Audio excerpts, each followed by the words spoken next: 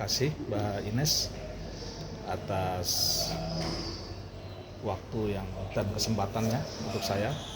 Yang terhormat Kepala Kanwil DJKN SCB Bapak Ferdinand Lengkong, yang terhormat para pejabat administrator, pejabat fungsional media di lingkungan dan di wilayah kerja Kanwil DJKN SCB, yang kami hormati para pejabat pengawas, pejabat fungsional muda dan pertama di lingkungan dan di wilayah kerja Kanwil DJKN SCB, dan tentunya seluruh teman-teman pelaksana yang hadir, baik yang ada di Kanwil maupun KPKNL yang kami cintai dan banggakan. Assalamualaikum warahmatullahi wabarakatuh.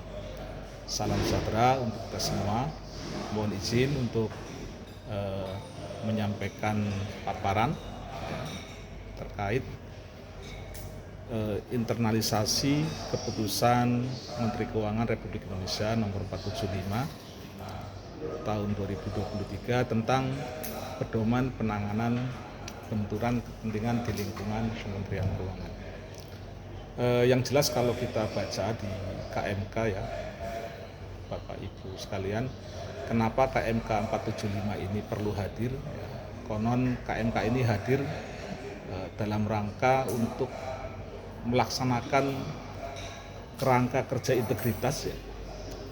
Artinya sebagai upaya untuk menyempurnakan kerja-kerja integritas. Kemudian untuk mencegah terjadinya situasi benturan kepentingan, kemudian sebagai acuan bagi pegawai dalam menangani situasi benturan kepentingan. Jika kita menilik pada peraturan-peraturan yang menjadi konsideran pada KMK ini, di situ ada ketentuan-ketentuan yang mengatur tentang disiplin PNS, tata kelola perusahaan yang baik, kode etik, dan kode perilaku PNS, kemudian organisasi dan tata kerja Kemenkyu, pengendalian gratifikasi, kemudian ada kerangka kerja integritas. Ini semua adalah ketentuan-ketentuan yang berbicara sangat tegas tentang sikap fundamental kita sebagai pegawai Kemenkyu terhadap hal-hal yang bersifat fraud. Artinya bahwa penanganan benturan kepentingan pun harus menjadi hal yang fundamental untuk terus mensupport integritas kita sebagai seorang pegawai, karena kalau sudah mempengaruhi integritas berarti sudah mempengaruhi semua lini pekerjaan kita. Kurang lebih seperti itu. Baik Bapak Ibu yang kami muliakan, kita lihat dulu di latar belakang hadirnya KMK ini ya. Nah, penanganan benturan kepentingan awalnya hanya disinggung ya. Jadi cuma disinggung di beberapa peraturan terkait dengan tusi yang berbicara tentang keorganisasian, kemudian kepegawaian dan atau pengawasan. Jadi isu penanganan benturan kepentingan ini baru sebatas disisipkan dan belum diatur secara tersendiri atau khusus mengenai penanganan benturan kepentingan ini. Contohnya di PMK 118 itu tahun 2021 tentang organisasi dan tata kerja Kemenkyu ya. Di situ disinggung di pasal 1743 IBI menyelenggarakan fungsi pelaksanaan koordinasi benturan kepentingan di lingkungan Kementerian Keuangan. Selanjutnya di KMK 323 tahun 2021, di Kep Irjen 92 tahun 2020, dan di surat Ketua KPK kepada Menteri Keuangan ya, yang isinya intinya ada pegawai atau pasangannya di Kementerian Keuangan yang memiliki usaha berpotensi benturan kepentingan. Nah, dan disinggung pula agar Kementerian Keuangan segera secara khusus menyusun aturan terkait benturan kepentingan. Maka jadilah ini ya KMK 475 tahun 2023. Inilah yang kemudian menjadi pedoman kita terkait penanganan benturan kepentingan di lingkungan Kementerian Keuangan. pedoman yang mengatur secara khusus tentang penanganan benturan kepentingan itu perlu ya, supaya tafsir kita sama. Begitu kira-kira kata Pak Dirjen kemarin, supaya tafsir kita sama. Perlu diketahui Bapak Ibu sekalian bahwa aturan-aturan mengenai benturan kepentingan pada ketentuan yang tadi saya sebutkan masih dinyatakan sah dan tetap berlaku sepanjang tidak bertentangan dengan keputusan Menteri ini. Next, ya,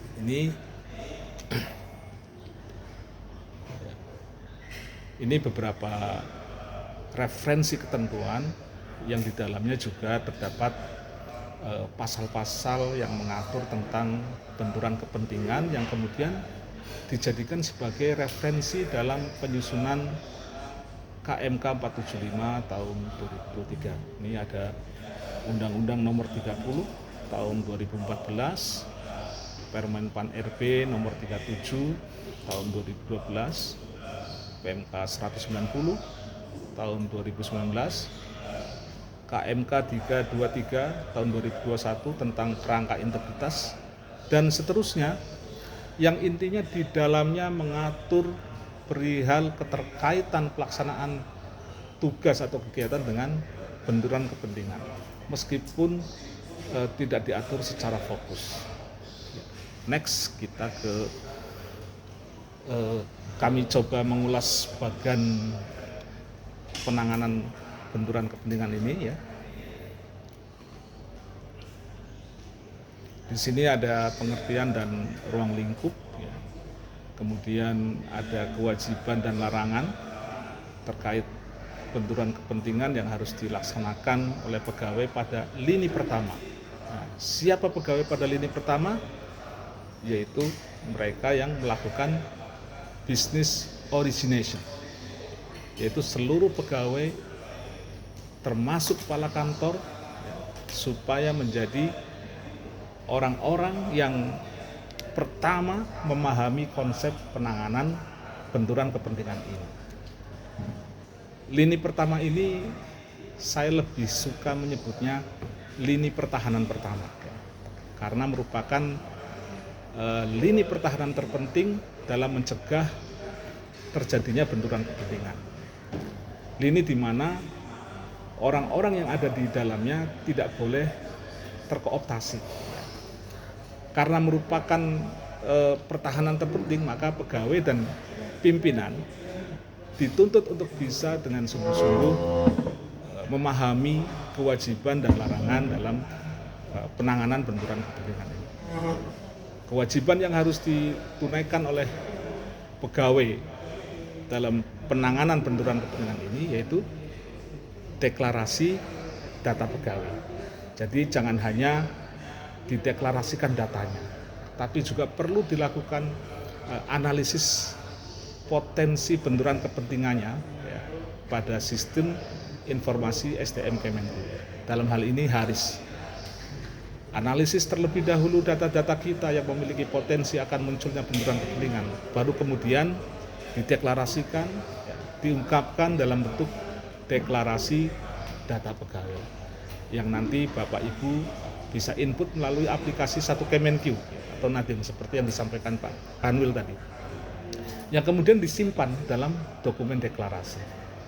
Jika potensi benturan kepentingan ini kemudian muncul pada saat pelaksanaan tugas atau kegiatan, artinya pegawai menghadapi situasi dalam menjalankan tusinya, yaitu situasi yang berpotensi menimbulkan benturan kepentingan, maka kewajiban yang kita lakukan untuk menghindari timbulnya benturan kepentingan yaitu perlu dibuat laporan penghindaran. Ya, ini formatnya ada pada lampiran kedua, ya, huruf A di KMK ini. Kemudian jika pegawai tidak dapat menghindari situasi yang berpotensi menimbulkan benturan kepentingan, maka pegawai wajib membuat deklarasi benturan kepentingan. Ini juga formatnya ada pada lampiran 2 huruf B ya, yang merupakan bagian tidak terpisahkan dari keputusan Menteri ini. Baik format laporan penghindaran maupun deklarasi benturan kepentingan ya, nanti akan dijelaskan lebih lanjut pada tutorial yang akan dipandu oleh Mbak Catur. Dari deklarasi benturan kepentingan yang telah disampaikan oleh pegawai, maka perlu dilakukan penanganan. Siapa yang melakukan penanganan? Yaitu atasan langsung. Bicara atasan langsung berarti bicara pejabat pengawas atau setara sampai dengan Menteri Keuangan untuk melakukan penelaahan dan menentukan penanganan atas deklarasi benturan kepentingan. Selain penanganan, ya, dari deklarasi benturan kepentingan dapat dilanjutkan dengan penelaahan risiko ya, atas deklarasi benturan kepentingan tersebut oleh atasan langsung. Yang selanjutnya dilakukan pemantauan oleh lini kedua, ya, yaitu unit kepatuhan internal ya, yang memiliki fungsi supporting, consulting, dan monitoring. Dari ketiga fungsi ini kemudian UKI, ya, unit kepatuhan internal, dapat memberikan peringatan kepada lini pertama apabila dari hasil telaahan dijumpai adanya benturan kepentingan. Inilah fungsi lain unit kepatuhan internal, yaitu sebagai early warning system. Bapak Ibu yang kami hormati, jika berdasarkan hasil telaahan risiko oleh atasan langsung didapati bahwa suatu pelaksanaan tugas atau kegiatan benar-benar telah terjadi fraud akibat benturan kepentingan, maka muara pertahanan terakhir lini ketiga adalah Inspektorat Jenderal. Itjen akan melakukan analisis, evaluasi, dan review atas hasil telaahan risiko oleh lini 2.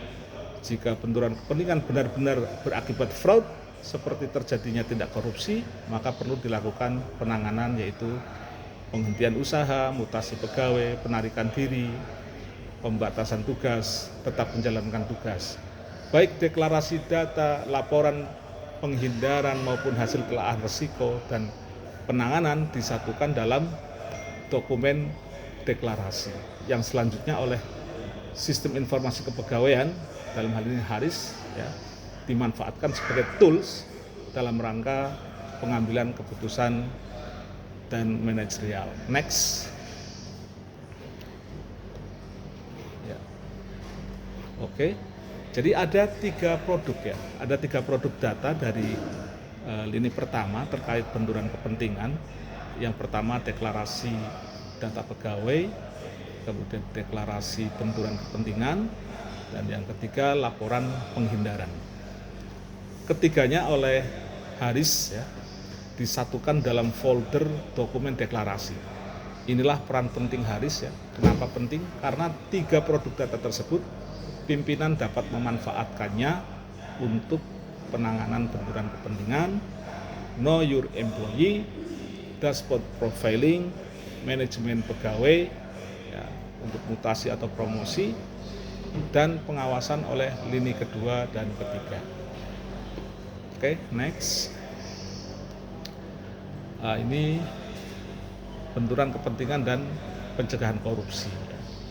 Dikatakan bahwa benturan kepentingan dapat menjadi pendorong terjadinya pelanggaran. Artinya bahwa pelanggaran-pelanggaran terhadap norma, etika, dan atau administrasi yang kerap kali muncul, ya, akar masalahnya diantaranya adalah adanya benturan kepentingan. Sementara benturan kepentingan yang tidak ditangani ya, akan meningkatkan risiko pada kemunculan pelanggaran etika, administrasi, dan tindak pidana korupsi. Jadi ada ranah abu-abu atau kebingungan ketika kita dihadapkan dengan benturan kepentingan. Boleh atau tidak, benar atau tidak, etis atau tidak. Bisa jadi secara aturan atau prosedural tidak ada yang dilanggar ya. Termasuk dari sisi tindak pidana korupsi. Namun secara etika benturan kepentingan dianggap tidak lazim ya. Ini di kolom ada berada dalam kondisi benturan kepentingan tidak serta-merta salah atau melanggar. Terkadang tidak dapat dihindari karena setiap orang punya berbagai macam kepentingan yang bisa jadi menimbulkan benturan kepentingan. Yang bermasalah adalah jika pejabat atau pegawai yang memiliki benturan kepentingan serta instansi pemerintah di mana yang bersangkutan bekerja tidak melakukan pengendalian benturan kepentingan, misal tetap mengambil keputusan atau tindakan meski ia punya kepentingan besar atas hasil keputusan atau tindakan yang diambilnya. Artinya, jika korupsi terjadi, maka sudah tentu terjadi pelanggaran etika dan benturan kepentingan di dalamnya. Namun ketika benturan kepentingan terjadi, belum tentu masuk ke ranah pidana korupsi. Makanya akan menjadi masalah ketika pejabat atau pegawai yang memiliki benturan kepentingan tapi tidak melakukan pengendalian benturan kepentingan, malah merasa memaksa tetap mengambil keputusan atau tindakan ya, meski ia punya kepentingan besar atas hasil keputusan atau tindakan yang diambilnya. Oke, next. Mengapa harus deklarasi? Ya, ini pertama terdapat surat KPK kepada Menteri Keuangan, ya, seperti yang di awal saya sampaikan, ya, ada pegawai yang atau pasangannya memiliki benturan kepentingan dalam usahanya. Ini sensitivitas dari KPK ya, sebagai lembaga anti rusuah ketika melihat, menyaksikan ada ASN pada kementerian atau lembaga, kok bisa dia punya usaha misalnya yang kemudian usahanya sangat berkaitan dalam menyokong kebutuhan instansi di mana dia bekerja, tahu KPK itu, sehingga KPK bikin surat ke Menkyu ya, kurang lebih seperti itu. Ini semua karena benturan kepentingan ini akar korupsi yang luar biasa, di samping gratifikasi ya, dan keduanya saling terkait. Kemudian yang kedua, benturan kepentingan dan suap adalah bentuk utama trigger fraud yang lebih besar. Betul Bapak Ibu, kalau benturan kepentingan ya, dan gratifikasi atau suap ini pasangan yang luar biasa jahatnya ya, menggerus integritas pegawai ya, mungkin bermula dari kenalan, kemudian tawaran, ajakan pertemuan di mana di situ ada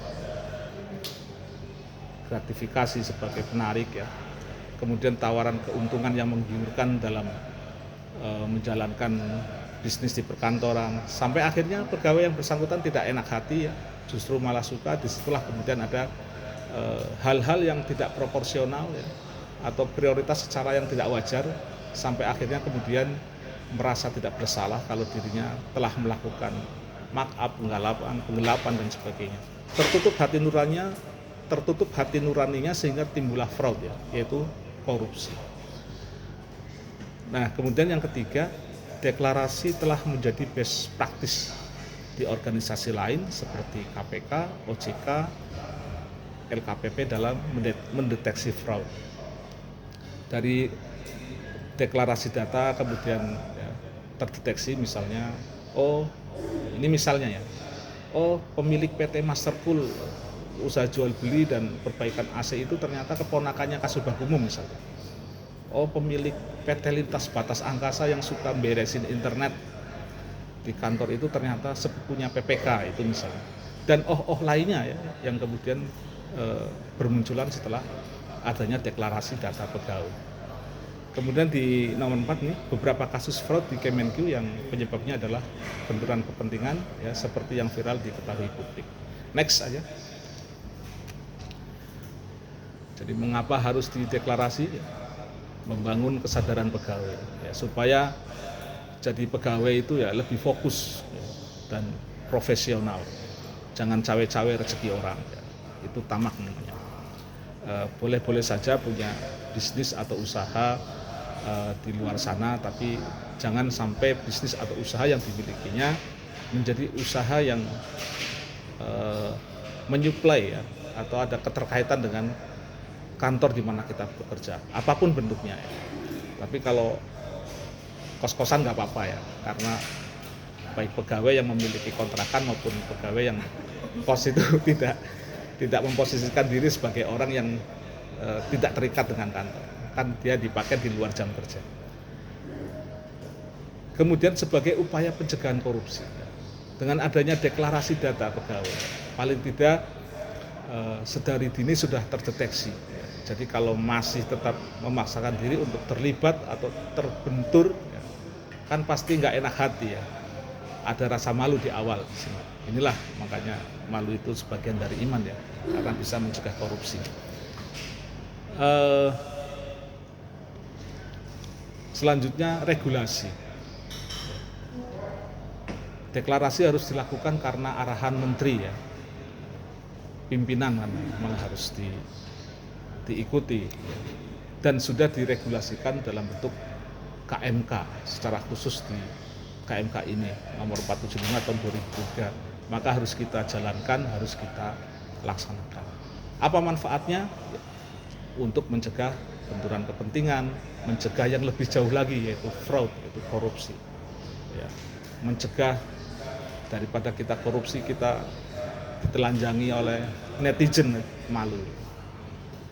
Baik, kita lanjut ke slide berikutnya. Ya, ruang lingkup kewajiban dan larangan ya. Ini pengertian benturan kepentingan adalah situasi pegawai memiliki atau patut diduga memiliki kepentingan pribadi dan atau kepentingan kelompok untuk menguntungkan diri sendiri, orang lain dan atau golongan dalam menggunakan kewenangannya, sehingga dapat mempengaruhi objektivitas dan kualitas keputusan atau tindakan yang dibuat atau dilakukan atau tidak dibuat atau dilakukan. Ruang lingkupnya dari KMK 475 ini yaitu CPNS, PNS, P3K, dan orang yang menerima gaji dari keuangan negara, kemudian unit organisasi yang menjadi objek dari KMK ini adalah unit organisasi di lingkungan Kementerian Keuangan. Tujuan dari KMK 475 ini yaitu untuk mencegah terjadinya fraud, menegakkan integritas, dan menciptakan pemerintahan yang bersih dan berwibawa. Next, kita ke kewajiban dan larangan. Kewajiban ini membuat deklarasi data pegawai dan perubahannya, kemudian menghindari situasi benturan kepentingan dan membuat laporan penghindaran, dan melaporkan deklarasi benturan kepentingan. Larangannya ya, 1, menggunakan keahliannya dalam mendirikan atau mengelola usaha yang berpotensi benturan kepentingan ya. Misalnya pegawai seksi PN buat jasa konsultasi piutang negara atau pelelang, bikin usaha biro jasa pengumuman lelang, pengurusan SKPT dan lain-lain. Itu jelas tidak boleh dan sudah pasti akan mengalami benturan-benturan kepentingan yang sangat dahsyat ya. Kemudian larangan berikutnya memiliki, menguasai dan atau mengendalikan usaha yang berpotensi benturan kepentingan ya. Misal dia pelelang, tapi kok bisa-bisanya punya usaha balai lelang misalnya, punya anak buah lelang kelas 2, punya anak buah tukang urus SKPT, pengumuman dan lain-lain. Ini juga pasti akan mengalami benturan-benturan kepentingan karena permohonan lelang pasti masuk ke KPK. Kemudian melakukan perbuatan atau ikut serta dalam kegiatan berpotensi benturan kepentingan sesuai larangan dalam proses bisnis. Ini juga tidak apapun posisinya ya dalam usaha itu, apabila ada benturan kepentingan dengan instansi kita maka itu dilarang. Oke. Next, kita ke deklarasi data pegawai dan deklarasi benturan kepentingan. Ya. Jadi setiap pegawai wajib membuat deklarasi data pegawai dan melakukan analisis potensi benturan kepentingan pada sistem informasi sumber daya manusia Kementerian Keuangan paling lambat 30 Juni 2024.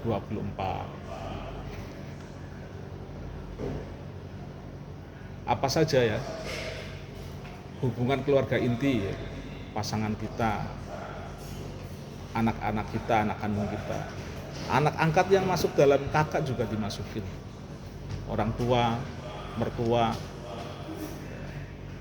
saudara kandung pegawai yang memuat informasi diantaranya nama, jenis, hubungan, pekerjaan atau jabatan, tempat bekerja, bidang usaha, pekerjaan dan kemitraan usaha, saham perusahaan. Catat semua, deklarasi data. Kemudian mendeklarasikan penugasan paruh waktu, rangkap jabatan di badan layanan umum, badan usaha milik negara, badan usaha milik daerah, atau badan hukum lain yang dikelola oleh pemerintah pusat dan atau pemerintah daerah. Mendeklarasikan kepemilikan usaha kita punya apa? Usaha warung kelontongan, deklarasikan di situ.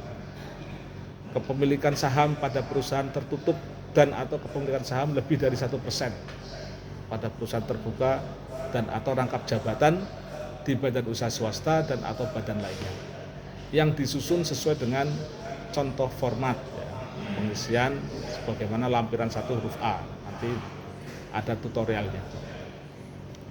Jadi kalau tidak ada penugasan dari Menteri Keuangan, pilih dia atau tidak itu, atau tidak sama sekali. Oke, jadi deklarasi data pegawai ini nanti paling lambat tanggal 30 Juni 2024 ya. Ini juga termasuk pegawai baru sebelum ditempatkan pada unit kerja juga wajib membuat deklarasi data. Kemudian perubahan deklarasi data pegawai. Ini dalam hal terjadi perubahan status pegawai dan atau hubungan afiliasi dengan pegawai ya. Ada pengangkatan dalam jabatan diantaranya promosi atau mutasi, maka perlu dimutakhirkan data pegawainya. Kemudian penugasan dalam instansi pemerintah atau di luar instansi pemerintah, ada perubahan data keluarga diantaranya pernikahan dan perceraian ya, nikah lagi misalnya, itu dicantumkan, dideklar kembali. Atau perubahan kepemilikan usaha, pekerjaan pasangan atau anak dan atau rangkap jabatan.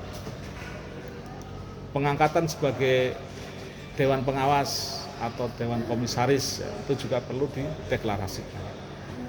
Atau kondisi lainnya yang belum diungkapkan di deklarasi data pegawai sebelumnya yang mengakibatkan timbulnya potensi benturan kepentingan, pegawai wajib melakukan pemutakhiran deklarasi data paling lama 1 bulan sejak terjadi perubahan status pegawai dan atau hubungan afiliasi dengan pegawai.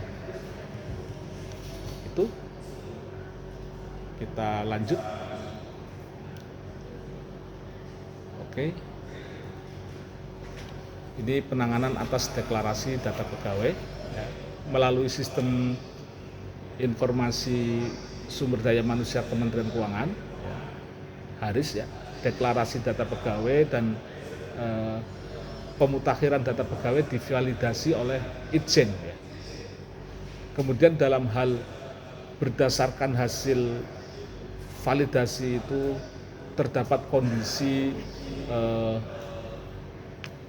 pasangan atau anak ya, memiliki, mengelola atau bekerja di bidang usaha yang berpotensi benturan kepentingan, maka pegawai wajib memastikan pasangan atau anak menghentikan kegiatan usahanya atau mengundurkan diri dari pekerjaannya dan menyampaikan laporan penghentian usaha atau pekerjaan.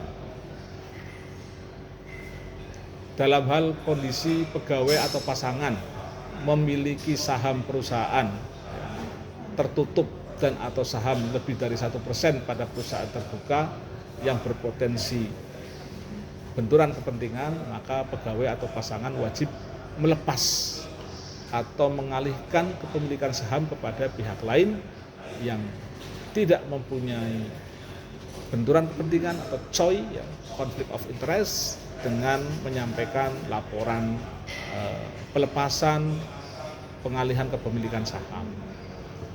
Dalam hal kondisi pegawai memiliki rangkap jabatan menjadi pengurus, memiliki, menguasai, dan atau mengendalikan usaha yang berpotensi COI, benturan kepentingan, pengawas wajib melepas rangkap jabatan kepengurusan, kepemilikan, penguasaan, pengendalian, atau menghentikan usaha dan menyampaikan laporan pelepasan rangkap jabatan. Kemudian pegawai rangkap jabatan di BLU, BUMN, BUMD, badan hukum lain yang dikelola pemerintah yang tidak melalui penugasan, Menkyu, ya, dan tidak melaporkan penunjukannya kepada Menkyu, maka pegawai harus memilih satu jabatan untuk dipertahankan, satunya dilepas. Pilih dia atau saya. Nah, ini paling lambat 1 tahun sejak deklarasi data pegawai dibuat atau pemutakhiran dilakukan. Nah, ini next kita ke deklarasi benturan kepentingan, ya. Tadi kita self assessment, ya, pegawai. Ini kita contoh situasi ketika pegawai menghadapi situasi benturan kepentingan, ya, saat bertugas. Maka ada 2 kemungkinan. Pertama, dia mampu menghindari, maka dari itu dia membuat laporan penghindaran benturan kepentingan, ya. Laporan penghindaran potensi benturan kepentingan ini kemudian disampaikan oleh pegawai kepada atasan langsung, ya. Kalau dia pegawai dengan jabatan pelaksana, ya, atau setara, maka lapornya kepada kasihnya, pejabat pengawas atau setara, ya.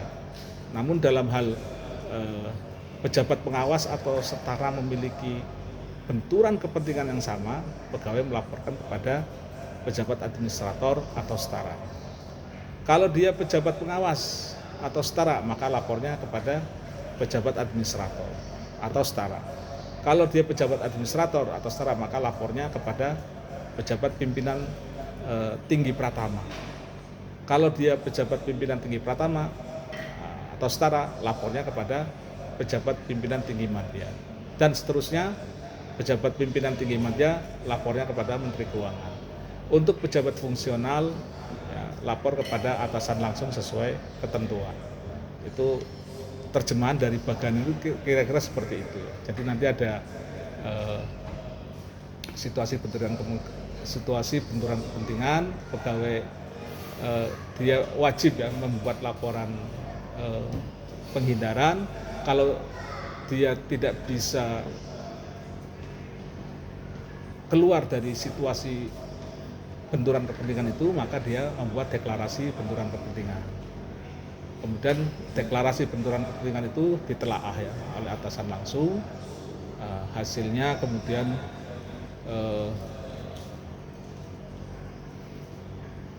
hasil dari keputusan penanganan, ya, sampai kepada pelaksanaan dan pemantauan. Itu nanti ada unit kepatuhan internal lini kedua dan lini ketiga yang berperan setelahnya, ya. Baik, kita kemudian bahwa benturan kepentingan tidak dapat dihindarkan sehingga perlu dilakukan penanganan deklarasi benturan kepentingan. Nah, terkait dengan next langsung ke ini, Mbak, ke risiko tinggi, ya. Nah, terkait dengan penanganan deklarasi benturan kepentingan oleh atasan langsung, ya, ini ada 3 risiko. Risiko tinggi, risiko sedang, dan risiko rendah. Kalau risiko tinggi, dilakukan penarikan pegawai dari penugasan yang menyebabkan benturan kepentingan. Kemudian pengalihan tugas dan tanggung jawab pegawai yang bersangkutan, kemudian pengusulan mutasi pegawai ke unit atau jabatan lain yang tidak memiliki benturan kepentingan, kemudian pembatasan kewenangan pegawai ya, untuk tidak membuat atau menerbitkan keputusan atau kebijakan apabila tidak dapat digantikan maka diperkenankan menjalankan kewenangan dengan pemantau. Nah, untuk risiko sedang dilakukan pembatasan kewenangan dalam menjalankan tugas dan tanggung jawabnya, kemudian pembatasan akses terhadap informasi dan akses lainnya, dan risiko rendah pemberian izin untuk menjalankan tugas dengan pengawasan atasan langsung. Kita lanjut ke peran 3 lini dan komitmen pimpinan. Nah, ini oke. Jadi lini pertama ini tugasnya melakukan identifikasi benturan kepentingan dengan efektif ya. Bagaimana cara mengidentifikasinya? Identifikasikan tugas yang sedang kita lakukan dengan kepentingan pribadi kita, bertentangan atau tidak. Kemudian ada potensi nggak di sana, ada manfaat yang timbulkah di sana sehingga objektivitas kita diragukan. Kemudian keterlibatan kita sudah adil dan wajar belum? Sudah proporsional belum? Kemudian presence of mind ya, kemungkinan adanya pertanyaan publik terkait keterlibatan kita ada enggak? Kemudian terkait dengan janji komitmen juga diidentifikasi. Janji atau komitmen yang dapat menimbulkan potensi benturan kepentingan itu seperti apa. Nah, jika ada salah satu dari 5 ciri atau identifikasi ya yang kita alami, maka sesuai Permenpan nomor 8 tahun 2015 langsung lapor kemana? Lapor ke atasan, lapor ke website ya. Ini tadi tugas lini pertama dalam hal mengidentifikasi ya. Kemudian tugas berikutnya memberikan teladan ya, dalam menghindari benturan kepentingan. Kata Pak Kanwil, jangan jarkoni ya. Bisa ujar nggak bisa ngelakoni. Hari ini dia mewanti-wanti pegawai lain supaya menghindari benturan kepentingan, dia sendiri ternyata melakukannya misalnya. Ternyata dia punya usaha catering yang bekerja sama dengan kantor di mana dia bekerja. Itu misalnya ya. Udah nggak zaman lagi ya. Boleh punya usaha semisal seperti itu, tapi cari lahan lain yang tidak berpotensi benturan kepentingan. Tugas lini pertama berikutnya yaitu melakukan sosialisasi benturan kepentingan kepada jajaran ya, atau pejabat atau pegawai di unitnya. Barang ini memang harus disosialisasikan supaya bukan hanya sekedar sebagai pengetahuan ya, tapi bersenyawa sejiwa dengan kita sebagai pegawai Kemenkyu. Tugas berikutnya yaitu mencegah terjadinya benturan kepentingan, kemudian menangani benturan kepentingan yang terjadi sesuai ketentuan yang berlaku, dan kemudian melaporkan penanganan benturan kepentingan yang terjadi. Jadi momen-momen terkait benturan kepentingan seperti deklarasi data, laporan penghindaran, deklarasi benturan kepentingan dan sejenisnya, itu harus dilaporkan pada atasan langsung dan dipantau oleh lini kedua. Dan terakhir tugas berikutnya yaitu memanfaatkan dokumen deklarasi benturan kepentingan dalam pengendalian internal dan tindakan manajerial. Lalu lini kedua ya, yaitu unit kepatuhan internal. Di sini unit kepatuhan internal menerapkan perannya sebagai fungsi supporting, yaitu mendukung lini pertama dalam hal mengidentifikasi benturan kepentingan, kemudian consulting yaitu membantu memberikan konsultasi atau masukan dalam hal terdapat permintaan pendapat dari lini pertama atas penanganan benturan kepentingan, kemudian monitoring yaitu melakukan pemantauan atas penanganan benturan kepentingan oleh lini pertama secara periodik sekurang-kurangnya setiap semester.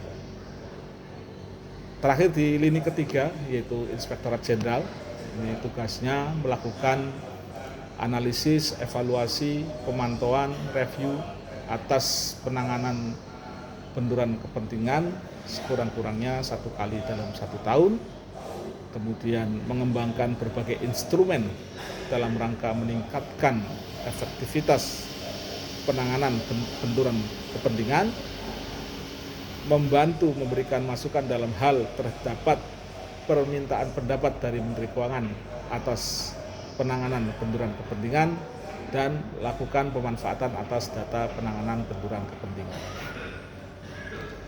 Lanjut di komitmen.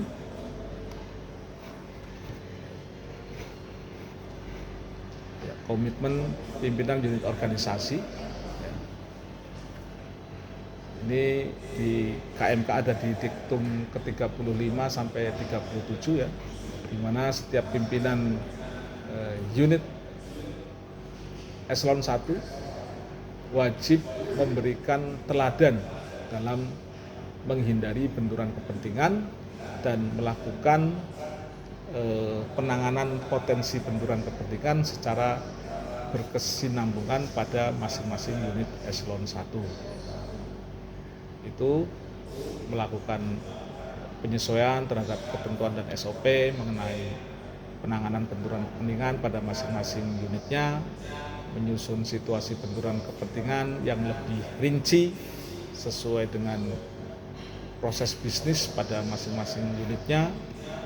Kemudian untuk pimpinan BUMN dan lembaga non BUMN sui generis ya, di bawah pembinaan dan pengawasan Kementerian Keuangan, menetapkan ketentuan mengenai penanganan benturan kepentingan pada masing-masing unitnya.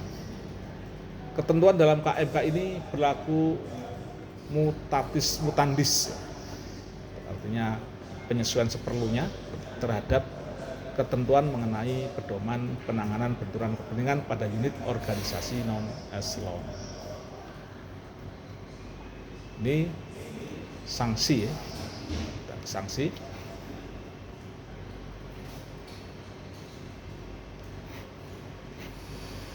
Ya.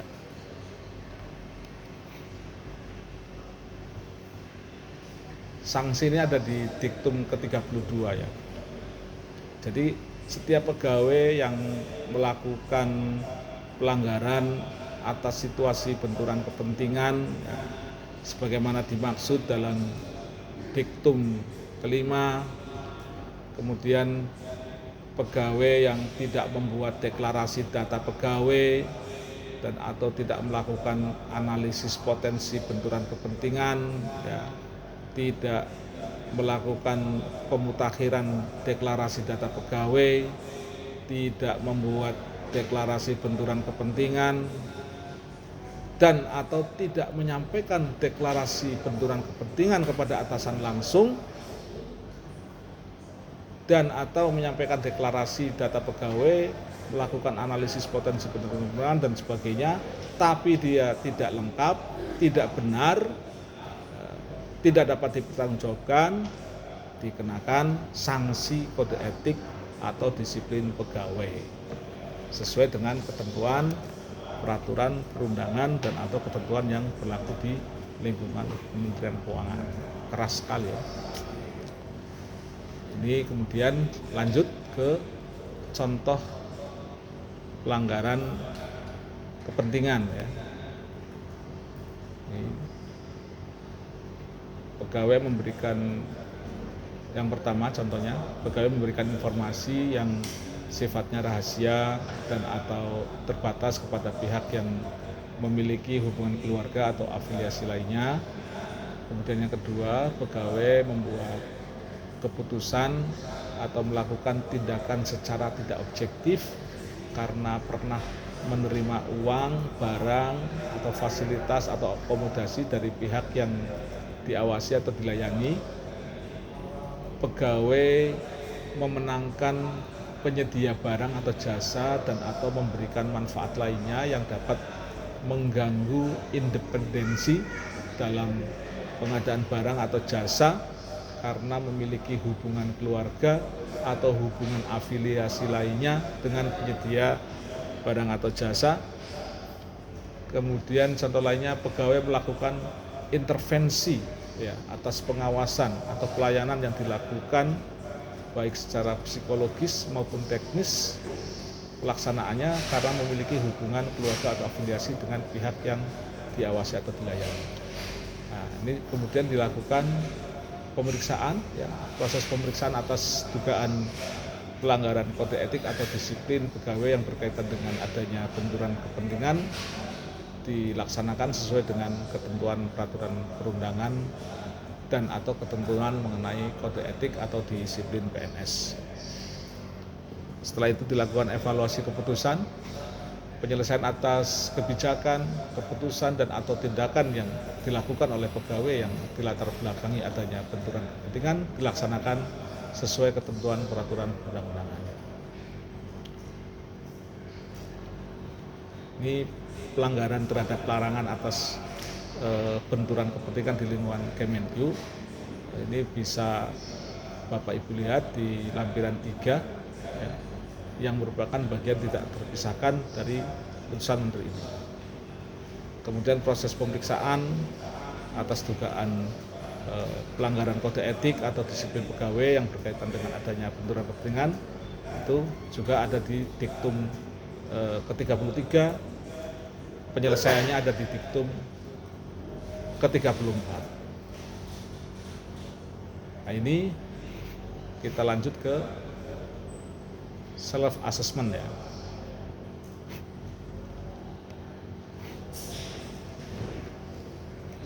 Jadi ini adalah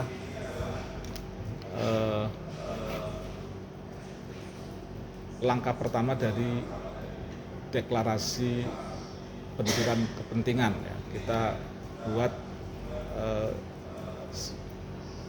self assessment dan kenalan langsung, atasan langsung. Nah, informasi benturan kepentingannya seperti yang Bapak Ibu lihat ya. Apakah atasan langsung memiliki benturan kepentingan yang sama? Di sini dijawab ya. Next. Ini nanti bisa, nah ini terkait dengan jabatan dalam instansi, kemudian dampak keputusan yang ditentukan jenis hubungan afiliasi. Jabatan dalam instansi atau misalnya saya adalah pejabat administrator atau setara atau lebih tinggi dalam unit terkait atau pengendali teknis atau supervisor atau setara dalam tim terkait. Nah, ini tingkat resikonya 25 ya. Kemudian dampak keputusan kebijakan yang ditimbulkan, yaitu menurunnya semangat atau motivasi kerja, menimbulkan persepsi negatif dari individu. Ini juga 9 yang kalau tidak tercapainya kinerja atau target Kementerian Keuangan, ini nilainya bisa 25. Tidak tercapainya kinerja atau target instansi menimbulkan persepsi negatif atau citra instansi, nilainya juga tinggi 17. Semakin viral semakin ini ya, semakin resikonya semakin tinggi. Ini jenis hubungan afiliasi, apabila memiliki hubungan sedarah atau menjadi bagian atau pernah menjadi bagian, menjadi bawahan atau pernah menjadi bawahan memiliki hubungan bisnis. Nah, ini juga memiliki tingkat resiko yang tinggi. Memiliki hubungan semenda, memiliki hubungan alumni, komunitas, profesi, ini tidak terlalu tinggi. Next. Nah, ini ada keuntungan yang diperoleh, ada intensitas waktu atau kedekatan hubungan afiliasi.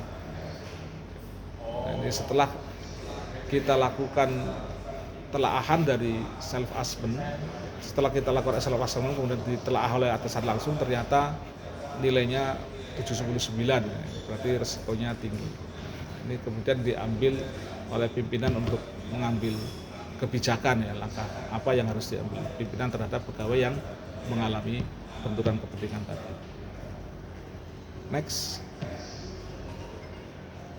Ya, begitu paparan dari kami, mudah-mudahan bisa ditangkap dan selanjutnya mungkin akan lebih jelas kalau nanti ada tutorial dari Mbak Catur ya. Demikian yang dapat kami sampaikan, kurang lebihnya mohon dimaafkan. Billahi taufik wal hidayah. Assalamualaikum warahmatullahi wabarakatuh.